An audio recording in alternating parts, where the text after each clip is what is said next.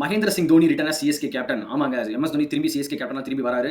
Unfortunately Ruturaj Gaikwad இன்ஜூரினால இந்த season ஃபுல்லா rule out ஆகுறாரு. ஸோ ருத்ராஜ் கெய்க்வாட பிளேயிங் லெவல்ல ரீப்ளேஸ் பண்ண போறது யாரு? மகேந்திர சிங் தோனி அவரோட மிட்டாஸ் டச் வச்சு சிஎஸ்கேவை பிளே ஆஃப்ஸ் இந்த வருஷம் கூட்டிட்டு போவாரா? ஹாய் மக்களே. ஸோ ஐபிஎல் 2025ல சிஎஸ்கே பார்த்தீங்கன்னா 9th பொசிஷனில் டாப் பாயிண்ட்ஸ் டேபிளில் இருக்காங்க.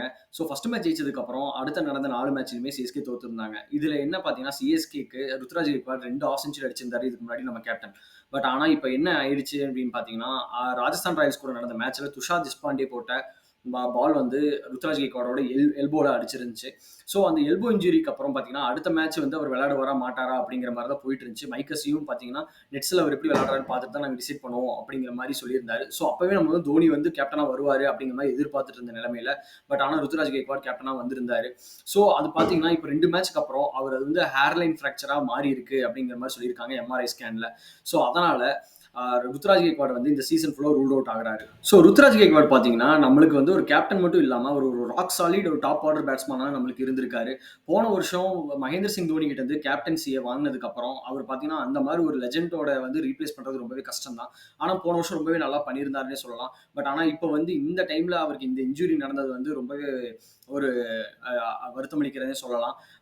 அவருமே இந்த வீடியோவில் சொல்லியிருந்தாரு, சிஎஸ்கேயோட சேனலில் சொல்லியிருக்காரு, நான் வந்து ரொம்ப டிசப்பாயிண்ட் ஆகிட்டேன் அப்படிங்கிற மாதிரி. ஏன்னா டீம் என்னதான் நல்லா போகலை அப்படின்னு இருந்தாலுமே நான் வந்து எப்படியும் புஷ் பேக் பண்ணி கம்பேக் பண்ணி கொண்டு வருவோம் அப்படிங்கிற மாதிரி நம்பிக்கையில் இருந்தேன் அந்த மாதிரி சொல்லியிருந்தாரு. பட் ஆனால் இந்த மாதிரி இன்ஜுரினால அந்த சீசன் ரூல் அவுட் ஆகிட்டேன் அப்படிங்கிற மாதிரி சொல்லியிருந்தாரு. ஸோ டக் அவுட்ல இருந்து நான் கண்டிப்பாக என்கரேஜ் பண்ணுவேன், இங்கேயே தான் இருப்பேன், டக் அவுட்ல வந்து நான் டீமுக்காக சப்போர்ட் பண்ணிட்டு என்கரேஜ் பண்ணுவேன் அப்படிங்கிற மாதிரி ஒரு ஹார்ட்ஃபுல் மெசேஜும் நம்ம டீம் சப்போர்ட்டர்ஸ்க்காக சொல்லியிருக்காரு. ஸோ இது இனிமேல தான் ட்விஸ்டே இருக்கு அப்படிங்கிற மாதிரி மகேந்திர சிங் தோனி தான் நம்மளுக்கு கேப்டனா திரும்பி வர போறாரு அப்படின்னு சொல்லி ஸ்டீஃபன் ஃபிளமிங் சொல்லியிருக்காரு.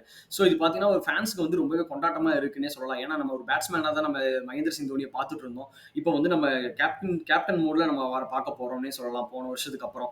ஸோ அவரை வந்து நம்ம டாஸ் போடும்போது பார்க்க போறோம், இனி பிரசன்டேஷன்ஸ்ல பார்க்க போறோம், அவர் வந்து கேப்டன் எல்லாம் பேச போகிறது எல்லாமே பார்த்தீங்கன்னா நம்ம அந்த இன்டர்வியூஸ் எல்லாமே பார்க்க போறோம் அப்படிங்கிறது ஒரு ஃபேன்ஸ்க்கு வந்து ரொம்பவே கொண்டாட்டமா தான் இருக்கு. ஸோ ருத்ராஜ் கெய்க்வாடுக்கு வந்து நம்ம ஸ்பீடி ரெக்கவரிக்கு ப்ரே பண்ணிக்கலாம்.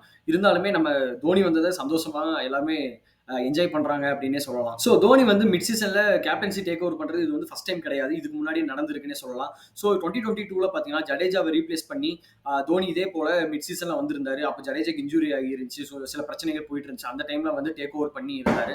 பட் ஆனால் அப்போ பார்த்தீங்கன்னா ஆல்ரெடி சிஎஸ்கே வந்து அவுட் ஆஃப் பிளே ஆஃப்ஸ் அந்த நிலைமைக்கு போயிட்டாங்க. ஒரு 4 மேட்ச் தான் கையில் இருந்துச்சு. ஆனால் இப்போ இந்த சீசன்ல ட்விஸ்ட் என்ன அப்படின்னு பார்த்தீங்கன்னா இன்னி சிஎஸ்கேக்கு இன்னி 9 மேட்சஸ் கையில் இருக்கு.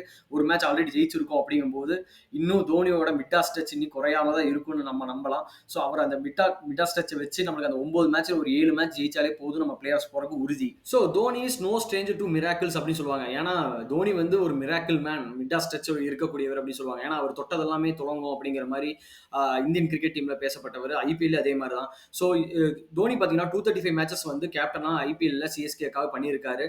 அது போக 10 ஃபைனல்ஸுக்கு ரீச் பண்ணியிருக்கோம், 5 கப்பு ஜெயிச்சிருக்கோம். அது போக சாம்பியன்ஸ் லீக் டிராஃபிஸ் பார்த்தீங்கன்னா 2 கப்பு ஜெயிச்சிருக்கோம். ஸோ அந்த அளவுக்கு ஒரு பெருமை உடையவர் தான் எம்எஸ் தோனி.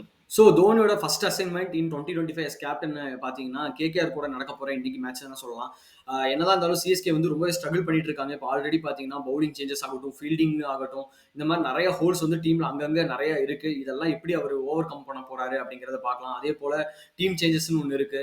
தோனி வந்து ஸ்பின் ட்ரைவ் அதை யூஸ் பண்ண போறாரா, இல்லை வேற ஏதாவது யுக்தி யூஸ் பண்ணி ஸ்ட்ராட்டஜிஸ் யூஸ் பண்ண போறாரா அப்படிங்கிறதெல்லாம் பொறுத்து இருந்து தான் பார்க்கணும். ஓகே, ருத்ராஜ் கெய்க்வாட இந்த பிளேயிங் லெவன்ல இன்னைக்கு மேட்ச்ல ரீப்ளேஸ் பண்ண போறது யாரு அப்படின்னு பார்க்கலாம். ஸோ என்னை பொறுத்த வரைக்கும் மேபி ராகுல் திரிபாதிக்கு தான் சிஎஸ்கே போவாங்க அப்படின்னு நான் நினைக்கிறேன். ஏன்னா சிஎஸ்கே டீம் வந்து நம்மள எல்லாருமே தெரியும், அவங்க அந்த மாதிரி தான் ஒரு டெஸ்டட் ஒரு மெத்தட்ல தான் போவாங்க. அதனால அவருக்கு தான் போவாங்கன்னு நான் நினைக்கிறேன். மேபி என்னைய கேட்டா அதுக்கு பதிலாக ஷைக் ரஷீதுக்கு வாய்ப்பு கொடுக்கலாம், இல்லைன்னா வன்ஷ் பேடி அந்த மாதிரி போகலாம். ஏன்னா நமக்கு வந்து டாப் ஆர்டர்ல வந்து ஒரு ஃபயர் பவர் இல்லாமல் இருக்கு, அது எல்லாருக்குமே தெரிஞ்சது தான். ஸோ அதனால வன்ஷ் பேடிக்கு போகலாம். அவர் வந்து ஒரு பவர் ஹிட்டரா இருக்காரு, டெல்லி பேட்ஸ்மேன். ஸோ அது அவருக்கு வாய்ப்பு கொடுத்து பார்க்கலாம். அவர் கொடுத்து பார்த்து ஒன் டவுன் போயிட்டு சுரேஷ் ரெய்னா எப்படி அட்டாக் பண்ணுவாரோ அந்த மாதிரி அவருக்கு ஒரு ரோல் கொடுத்து அனுப்புனாங்கன்னா அவர் ஒரு நல்ல பேட்ஸ்மேனாக ஆகிறதுக்கு நிறைய வாய்ப்பு இருக்கு. இல்லைன்னா ஒரு சீனியாரிட்டி பிரகாரமா பார்க்கும்போது ஷைக் ரஷீத் இருக்காரு, அவருமே பார்த்தீங்கன்னா ருத்ராஜ் கெய்க்வாட் வந்து லைக் ஃபார் லைக் ரீப்ளேஸ்மெண்ட் மாதிரி பேட்ஸ்மேன் தான் ஷைக் ரஷீத். ஆல்ரெடி நம்ம கிட்ட 4 இயர்ஸா நம்ம கிட்ட தான் இருக்காரு. ஸோ அவருக்கு தான் வந்து சீனியாரிட்டி லெவல் அவருக்கு கொடுத்தாலும் நல்லா தான் இருக்கும்னு நான் நினைக்கிறேன். ஓகே, சிஎஸ்கே வந்து எக்ஸ்பீரியன்ஸ் பக்கம் போறாங்களா இல்லை யங்ஸ்டர்ஸ் பக்கம் போறாங்களா அப்படிங்கிறத இன்னைக்கு மேட்ச்ல தெரிஞ்சிடும். உங்களோட சாய்ஸ் என்னன்னு சொல்லி கமெண்ட்ஸ்ல சொல்லுங்க. ஓகே தோனி வரதுனால இப்ப நம்மளுக்கு பார்த்தீங்கன்னா, ஒரு பிலீஃப் கிடைச்சிருக்கு. சிஎஸ்கே வந்து பிளே ஆஃப்ஸ் கண்டிப்பா போ முடியும் அப்படிங்கிற மாரி ஒரு நம்பிக்கை கிடைச்சிருக்கு. ஏன்னா, இவ்வளோ நாள் அந்த நம்பிக்கை நம்மகிட்ட இல்லாம இருந்த மாரி இருந்துச்சு ஃபேன்ஸ் மத்தியில. இப்ப வந்து அது கிடைச்சிருக்குன்னே சொல்லலாம். ஸோ அந்த நம்பிக்கை வந்து நம்மளுக்கு நீடிக்கிறதுக்கு தோனி வந்து இன்னைக்கு மேட்ச் ஜெயிச்சாருன்னா ரொம்பவே நல்லா இருக்கும்னு நினைக்கிறேன். ஸோ தோனி கேப்டனா வரது நம்ம சிஎஸ்கே டீமுக்கு ஆகட்டும், இல்ல தோனிக்காகட்டும், இது வந்து one more shot at the finals அப்டின்னே சொல்லலாம். ஸோ தோனி வந்து ஹையா ஃபினிஷ் பண்ணுவாரா? ஃபைனல்ஸ் வரைக்கும் கூட்டிட்டு போய் சிஎஸ்கேவ ஜெயிக்க வைப்பாரா? அப்படிங்கிறதெல்லாம் நம்ம பொறுத்திருந்து பார்க்கலாம். ஸோ தோனி கேப்டனா வரதுனால சிஎஸ்கேக்கு பிளே ஆஃப் சான்ஸ் இருக்கா? இல்லையா? அப்படிங்கிறதெல்லாம் கமெண்ட்ஸ்ல சொல்லுங்க. உங்களுக்கு வேற ஏதாவது தாட்ஸ் இருந்தா கமெண்ட்ஸ்ல சொல்லுங்க. தேங்க்ஸ் ஃபார் வாட்சிங் the video. Do like, share and subscribe. By.